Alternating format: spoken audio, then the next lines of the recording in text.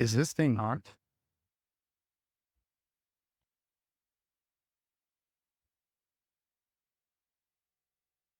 And there's no going back. One of the concerns is Trump is going to start drilling oil, which is one of our precious natural resource, because once it's gone, it's gone. And are we willing to sacrifice 10 years of cheaper gas versus after that 10 years, possible 20 years of environmental degradation and unforeseen consequences for drilling and worsening the environment? Like those, we're not seeing the bigger picture of like how our impact affects future generations. Oh, 100%. Okay. Great. Thank you. We need this environmental perspective because I like, can talk on what you just said for a very long time. So if you want to circle back to that, we can. but but it's hard for people who don't like one who don't have the knowledge or education about the impact of the environment and the consequences of it. It's really difficult for those people to prioritize that when they are prioritizing the things that they've been taught to prioritize, which is possibly their dominance in society or how much money they make or the families that they create, right? They're not thinking about every facet of their existence and our shared existence, which needs to be considered for us to have an existence that works for everybody. Yeah. And the folks that are living paycheck to paycheck or not even, right, Yeah. are their focus is just on pure survival. And there's a large population of people that are living at that income level. And so taking care of the environment is looked at as like this luxury. And the really harsh reality is that the people that are living closest to the land, which are the poorest populations that are here and the places that they're living, are the people that are being and will continue to be affected by the environmental degradation and poisons that are occurring on this planet.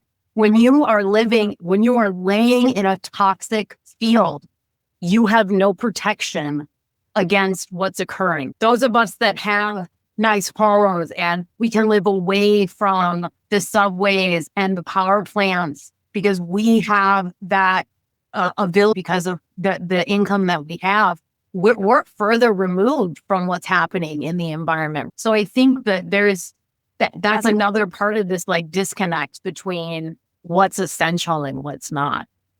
Yeah, man. Yeah, again, thank you for your perspective. I almost got emotional right there you're, because these people just don't see it. You know what I mean? And it's, And it is social inequality at its core. right. Oh, okay. All right. Let's get to the next question. Okay. What do you believe about the people who voted opposite of you?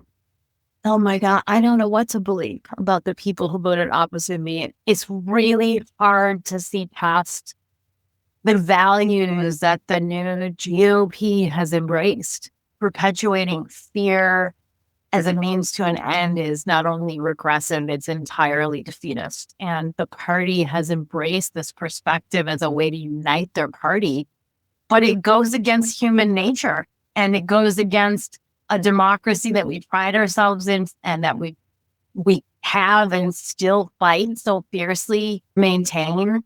Humans are social creatures and they need not only a sense of community, but a sense of safety. There's a reason we moved away from our nomadic lifestyle and became farmers. It isn't a coincidence or something that we as a species just stumbled into. It's our biology. And so the values that this new GOP has embraced, it seems so at our core, it's so conflicting. I can't wrap my head around it. You're talking about the GOP platform and how some of it goes against our evolutionary modes of functioning, if you will. What do you say about their thoughts about we need to repopulate, we need to birth more people and the Republican Party maintains the homogenous male and female partnership and procreation of the species. They're the ones that are getting the they're the ones that are getting those points. And so you have a lot of people who are either religious or are just people who have children and believe, oh, okay, we do need to continue to have children and we do need to continue to propagate the species because the Democrats are not emphasizing it. They don't think it's important.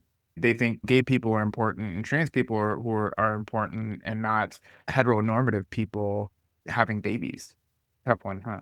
That is a tough one. So speaking in a biological terms, so Sure. for every species, there's something called a J curve. There is a carrying capacity for every species in every niche and every place that from bugs to blue whales, yeah, that occurs in a species. And it's a natural checks and balance. When you have this progression, the population goes up and it hits a point where the environment it's in is, if they keep propagating, will no longer be able to sustain themselves. And they either are going to crash as a population or it evens off. And most populations, it's cyclic. You're right. You see the J, it goes up. You have a crash. You have a J, it goes up. And that's what occurs. We as humans and science, right?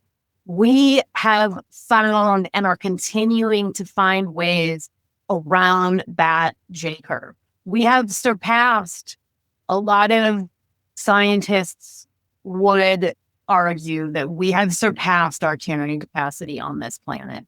And because of advances in science. And so we are finding ways. I don't think that it's a coincidence that we're trying to find ways to go to Mars and to other places and to start seeing what types of resources those planets have or if they're habitable by humans. So that being said, I would argue, I don't think that the Democratic Party is saying, don't procreate, don't continue species. Perpetuation of the species is the only way that you're not going to hit extinction. That's just reality. But I think that there needs to be a mindfulness to embarking on that journey, right? When a dog has 12 puppies, they can't all nurse at the same time. And one of them, two of them, I don't even know how many, might not even survive. And so we live in a finite space called planet Earth. Mm-hmm. It has resources that are there and that we exploit so that we can survive. If we try to understand this planet and how we can live with it, instead of mining it down to the very last thing that's there so that we have to go to another planet. So there are species of whales that go to beaches and mine the beaches for shrimp. And they will do it for a certain amount of time. And then when they leave, they don't come back to those beaches for years and years in order to let those species repopulate so they don't decimate their only food source. Right? Like we need to think about that when we're planning our futures and our families. So I think that there's this really gross disconnect between being responsible and mindful about the choices you make in your life, like procreation and what that looks like, or starting families in any way, right? Adoption or fostering or however you define starting a family. Sure. There's this disconnect between that and having no thought process and just throwing everything out the window and everyone, I don't know why it needs to be so different, right? This all comes down to having the choice about what we want to do. But if we're not mindful about it, we're going to cause our own extinction. And that's your point. That's your point with much of what you said is that we have the natural world has natural cycles. And if you're a species lucky enough to be in the food chain, if you eradicate your food source, you will die. And that's that J curve you're saying. And even though you might not totally kill yourself off as a species, and there might be a couple left, and the reduction of numbers allows for that species to be built up again, like you said, in the J curve that happens in the natural world. What you were alluding to, but didn't totally say, is that not all species come back from that. Yes. Correct. And that's what you said when you said extinction is a natural part of the natural world. Yeah. We humans are extremely unique beings. Like we're the only ones that are able to walk, talk, and think the way we do on this planet. And so if we erode our planet and our food sources, which are dependent on our planet, right? Like our fish are dependent on streams being healthy to be able to swim through them and propagate so that we can have the caviar that we have or the fish that we have. If we don't thoughtfully keep balance in that system, we could eventually get to the top of that, fall off, and not be able to recover as a species. And then we're gone as Yeah. like in the story of the universe, like by human species. And people don't, and you're saying people don't mindfully think about that when they make the choices that they do to live. Correct. Yeah. That's yes. Thank you for Okay. summarizing. Oh my God. Yeah, no, that's I live and know that, which is why I'm really happy. This is a product placement. I just got a mill. I'm gonna get that out. But no, we got a mill. We like composting here because because we like to have a garden that we can feed from during the growing season, but two, because we know the impact of our waste on the greater system. And so we're more responsible in that terms, but we also know about it. So I don't know. There's a lot to unpack with all of this. I'm trying to keep the audience in mind and the people who voted opposite of me. And there's just a lot of perspectives to keep in mind. It's a bit Yeah. difficult. Yeah. Um, so the next question for you is, what is the worst thing about society to you? The unwillingness to listen and accept truths, whatever they may be, right? It's the willful ignorance that we succumb to in order to self-soothe and create our own reality that we can find palatable. This country has been doing this for a very long time. And what's interesting is the level of unrest and dissatisfaction that's running rampant in this country. And I mean, in the world, really, right? It's clear that we need to grow and we need to change. It's probably one of the primary drivers for the undercurrent of unrest and dissatisfaction, but we're perpetuating our own stagnation and consequently our own suffering by choosing to only believe what's familiar and provides comfort. And right, this human history has shown that it's only in our discomfort and struggle that we grow as individuals, as a society, as a species. Yeah, no, I don't need to sum that up because I think that was brilliantly stated. Thank you.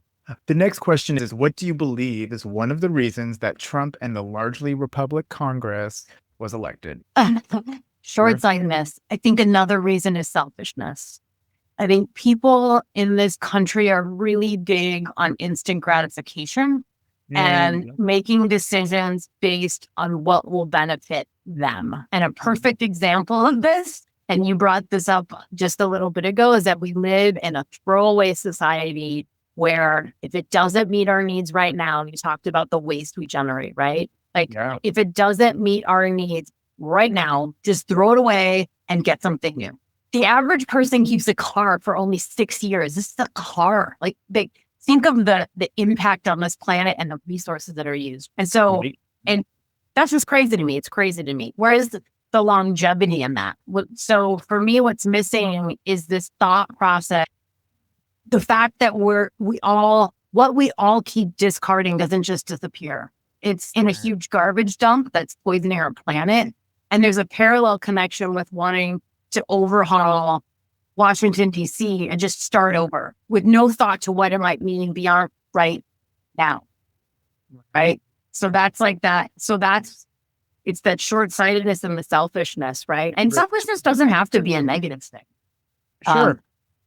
So, yeah. And so you did a good job of connecting the individual with the societal there, right? Trump's whole thing is we're gonna drain the swamp, which is an old adage, but the point is he wants to end some things that have been in practice in this country for a long time. That is a throwing away that can be like a simile or a metaphor for individuals throwing something away just for current gratification. One, we haven't come up with ways to maybe repurpose that thing, or instead of trash, turn it into maybe art or maybe some component of something else, right? It's just it's easier to just throw it away, or I'm not even thinking about it. I'm just going to throw it away. Right. And the short-sightedness is a big deal. Like the analysts have said that the number one thing was about the economy, and the answers that Trump has had in how he's going to turn that around, really short-sighted.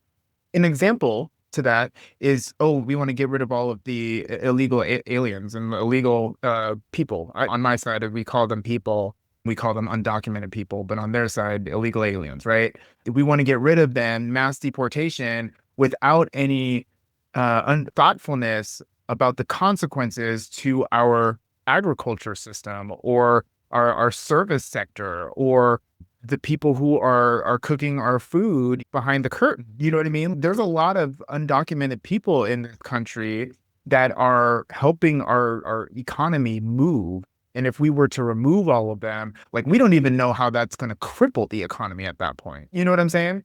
Oh, yeah, I do. And I know exactly what you're saying. I mean, Yeah. there was a news story I was listening to about how the changes that are being discussed are going to affect us from being able to stay at the forefront of R&D, right? For all of the new developments that are coming, because we're getting a lot of brilliant people from all over the world. And the types of protocols that Trump wants to start initiating are going to be preventative from having people even want to be a part of this. And that's a great point, because America is a beautiful tapestry of diverse people and cultures and ideas. Like, that's the cliche of America, and that's the truth of America, right? If you ever gone to an Asian country where the majority of people all look the same or have relatively the same culture and practices and stuff, like, when you come back to America and you see there's so many differences, like, that is a strength that Right. we uniquely have here in America. And if we turn our morals and our values away from that, it could have unintended consequences that make us less competitive and less of the innovative country that we believe ourselves to be.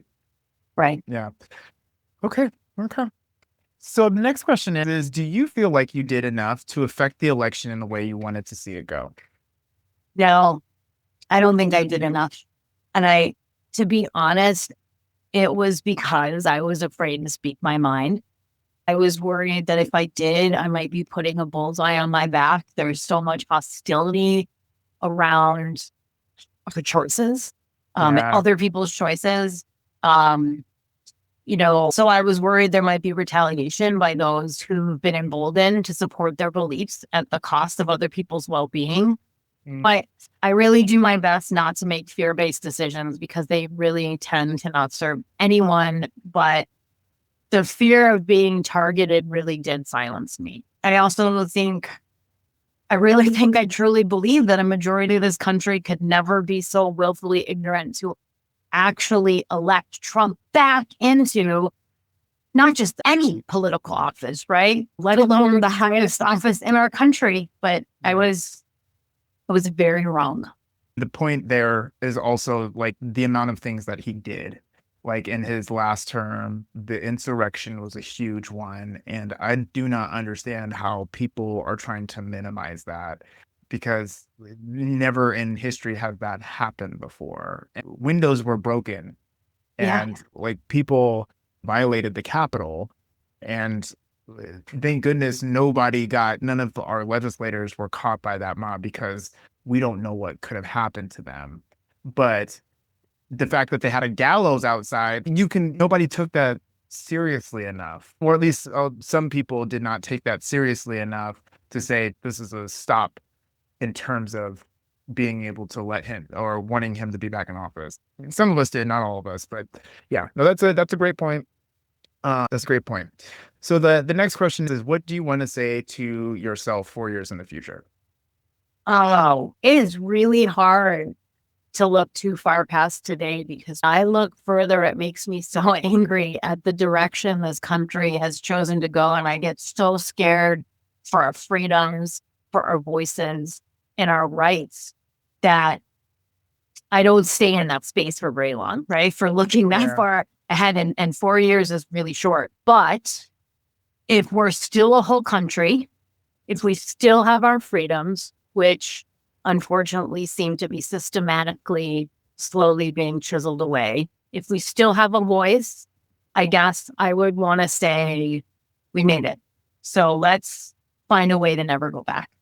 Yeah. That last part. Let's find a way to never go back. Yeah, the different perspectives on all of these issues are just so interesting. And I'm trying to just make sense of it, which is why I created this podcast. And just to sign off, we are all different, but we are all also the same. And what matters is we recognize that and move forward to make a better world for all of us. So thank you, Sarah. I absolutely appreciate you for being on with me. And I do appreciate your perspective and your expertise. And I'm really just hoping that folks heard you. Thank you for having me. I really appreciated being able to participate and offer my perspective. And we all have to, when we breathe in and we breathe out, let's remember that the person next to us is breathing that same air. Yeah. Yes, that's a great way to bring that home.